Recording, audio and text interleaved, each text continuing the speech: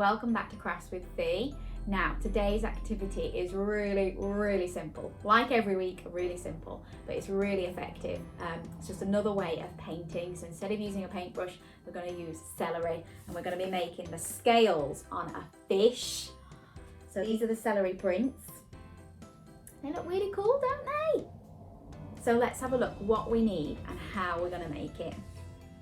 Okay, so the first thing we need is a picture of a fish, the outline of a fish with plenty of space in the middle to do your printing of the scales.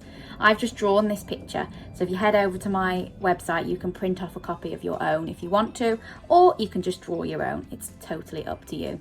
You're going to need some celery sticks and some paints too. So I'm going to make mine a lovely rainbow fish using all the different colours that I've got there. With celery sticks, you've got a bigger end and a smaller end, so it's up to you which one you use. I'm probably going to use a mixture of both.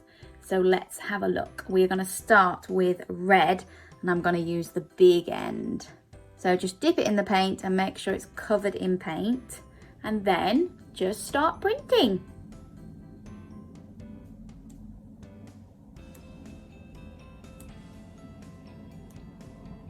Dip it back in the paint if you need to.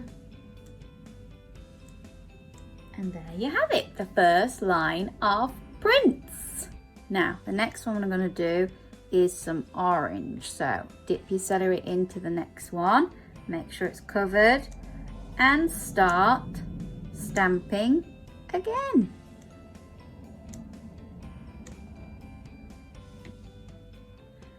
And then I'm going to go to the next one, which is going to be my yellow, and stamp it along. How are those scales looking so far? Okay, next up I'm doing is green.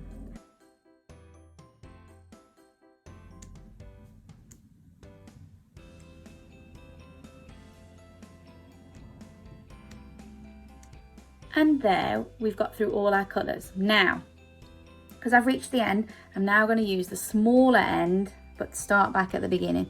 So I'm going to go back to my red, but I'm going to do some smaller scales on his tail bit.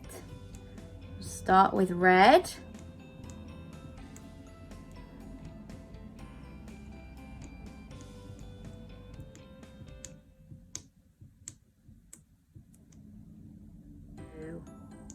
Haven't got quite enough room for purple. So that is it, you've done it. And I think it looks really good with the rainbow effect, doesn't it? This was the other one I did.